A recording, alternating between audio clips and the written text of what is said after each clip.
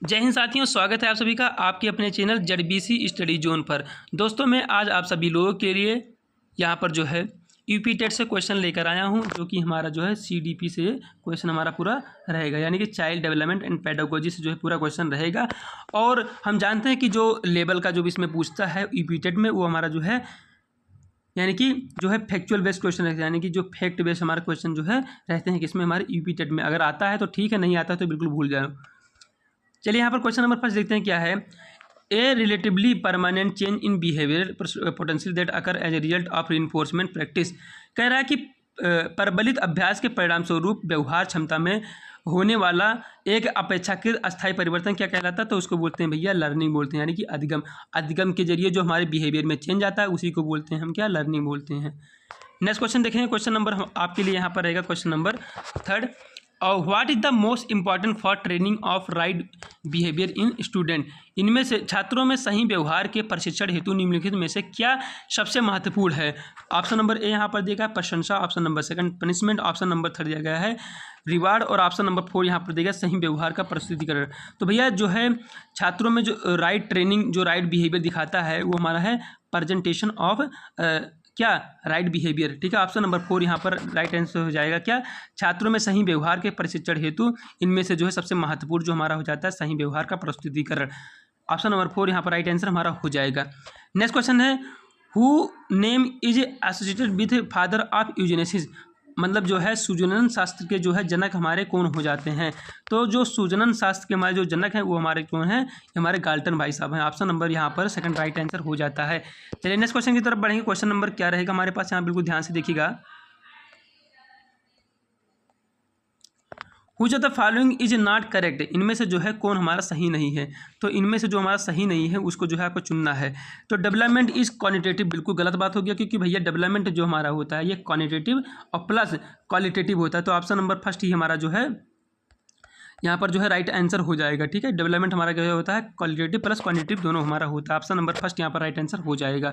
ठीक है, next question देखेंगे। क्वेश्चन नंबर यहाँ पर रहेगा कि क्वेश्चन नंबर 5 हमारे पास learning curve are indicator of. Learning curve जो है क्या किसके सूचक है। तो ऑप्शन नंबर ए यहाँ पर जो दिया गया progressive in learning, option number second dynamic character of learning, option number third originality, option number 4 यहाँ पर देखा है कैरेक्टरिस्टिक। तो जो हमारा लर्निंग वक्र जो होता है वो जो प्रोग्रेस ऑफ लर्निंग को जो है यहाँ पर दिखाता है। ऑप्शन नंबर फर्स्ट यहाँ पर राइट आंसर हो जाएगा। नेक्स्ट क्वेश्चन की तरफ बढ़े। क्वेश्चन क्या रहेगा, बिल्कुल ध्यान से देखिएगा। Which of the following is not the element of communication process. इनमें से जो है कौन सा संचार का तत्व नहीं है। ऑप्शन नंबर ए यहाँ पर दिया गया है feedback, option number second reinforcement, option number third दिया गया है मीडिया, और ऑप्शन नंबर 4 दिया गया है इंटरेक्शन। तो इसमें जो हमारा संचार का जो यानी कि जो कम्युनिकेशन का जो एलिमेंट नहीं, वो हमारा जो है रीइंफोर्समेंट नहीं हो जाता है। ठीक है, पुनर्बलन जिसको बोलते हैं। ऑप्शन नंबर सेकंड यहाँ पर राइट आंसर हो जाएगा। ठीक है, कम्युनिकेशन मतलब क्या होगा, जिससे से बात करोगे तब उसमें जो आपकी कुछ त्रुटि निकलेगी तो आपको जो है फीडबैक देगा। अब मीडिएटर जो है किसके थ्रू हमारा जो है कम्युनिकेशन जो है जा रहा है, तो ये बिल्कुल ये भी काम आएगा। और इंटरेक्शन, जिससे हम इंटरेक्शन करते हैं, ठीक है, ये हमारा जो है सब तीनों कम्युनिकेशन के अंतर्गत आएगा। जो हमारा कम्युनिकेशन के अंतर्गत नहीं आएगा वो हमारा होता है रीइंफोर्समेंट। ऑप्शन नंबर सेकंड यहाँ पर राइट आंसर हो जाता है। नेक्स्ट क्वेश्चन की तरफ बढ़ेंगे। निम्नलिखित में से कौन से मनोवैज्ञानिक भाषा विकास से संबंधित है। Which of the following psychology is associated with language development. Language development से जो है इसमें से कौन जो है संबंधित है। तो हमारे चोम्स्की जो है हमारे जो है यही जो है लैंग्वेज डेवलपमेंट से जो है एसोसिएट है, ये AD इन्होंने दिया था। लैंग्वेज एक्विजिशन डिवीजन इनका यही जो है अपना दिए थे। ठीक है, कि जो बच्चों में जो होता है भाषा को, वो जो है 1 से लेकर 5 साल तक अपना अच्छा होता है, वो किसी भी भाषा को जो है सीख सकते हैं। तो जो लैंग्वेज डेवलपमेंट देने वाले थे वो हमारे चॉम्स्की थे। ऑप्शन नंबर सेकंड यहाँ पर राइट आंसर हो जाएगा। नेक्स्ट क्वेश्चन की तरफ बढ़े। क्वेश्चन नंबर रहेगा 9। If a teacher find A problematic child in the class what should be the he does. अगर जो टीचर जो है अगर किसी प्रॉब्लमेटिक चाइल्ड को अगर पा रहा है अपने क्लास में, तो वो क्या करेगा कि भैया उसको जो है send the child back to home immediately. बिल्कुल नहीं करना कि आपको जो है बच्चे को तुरंत घर भेज दें, नहीं करना ये चीज़।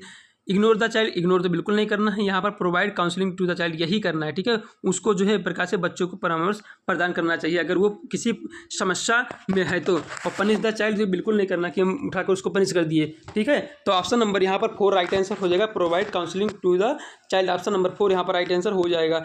नेक्स्ट क्वेश्चन की तरफ बढ़ेंगे। क्वेश्चन नंबर आपके लिए यहाँ पर रहेगा जो क्वेश्चन नंबर 9। क्वेश्चन नंबर 9 क्या है, 10 क्या है, which of the following is not the cause of forgetting. इनमें से निम्नलिखित में से कौन सा विस्मृति भूलने भूलने का कारण नहीं है। तो इसमें जो भूलने का कारण नहीं हो जाता वो हमारा है ऑप्शन नंबर यहाँ पर सेकंड, डिजायर टू लर्न। अगर आपकी मतलब कि सीखने की इच्छा है, मतलब जो है स्मरण करने की जो क्षमता है, तो ये जो हमारा फॉरगेटिंग में नहीं जाता है। ऑप्शन नंबर सेकंड यहाँ पर राइट आंसर हो जाएगा। ठीक है, यहाँ पर कह रहा है कम सीखना, तो ये हमारा जो है फॉरगेटिंग में चला जाएगा। कम सीखोगे तो भूल जाओगे। मेंटल कॉन्फ्लिक्ट, मानसिक द्वंद्व है चल रहा है तब भी भूल जाओगे। और यहाँ पर लिखा है कि डिफेक्टिव मेथड ऑफ रिमेमरिंग, यानी कि स्मरण करने की दोषपूर्ण विधियाँ, अगर गलत तरीके से याद करिए, मतलब ये किए हो तो जल्दी ही भूल जाओगे।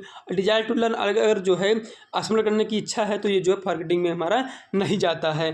ठीक है, कॉग्निटिव में जाता है। Next question, total time taken in Indian model of micro teaching. तो इंडियन माइक्रो टीचिंग में जो है टोटल समय जो है कितना दिया गया है, तो टोटल समय जो दिया गया है वो 36 मिनट दिया गया। ऑप्शन नंबर थर्ड यहाँ पर राइट आंसर हमारा हो जाएगा। नेक्स्ट क्वेश्चन की तरफ बढ़े। क्वेश्चन नंबर रहेगा 11, फाइंड द ऑड वन। इनमें से जो है आपको विषम चुनना है। तो विषम हमारा क्या हो जाएगा, देखिए ध्यान से। TAT, देखो जो हमारा TAT दिया है, थीमेटिक अप्रिसिएशन टेस्ट, ये हमारा जो पर्सनालिटी को मेजर करता है। तो ये हमारा जो है अभी देखते हैं कि क्या होता है। और 16 PF यानी कि 16 पर्सनालिटी फैक्टर जो हमारे केटल भाई साहब देते, और रेबन टेस्ट, और यहाँ पर दिया ड्रॉ एमेंट टेस्ट। तो देखिए यहाँ से जो हमारा TAT, 16 PF और ड्रॉ एमेंट टेस्ट, ये सभी जो है पर्सनालिटी के अंतर्गत जो है आते हैं। बल्कि जो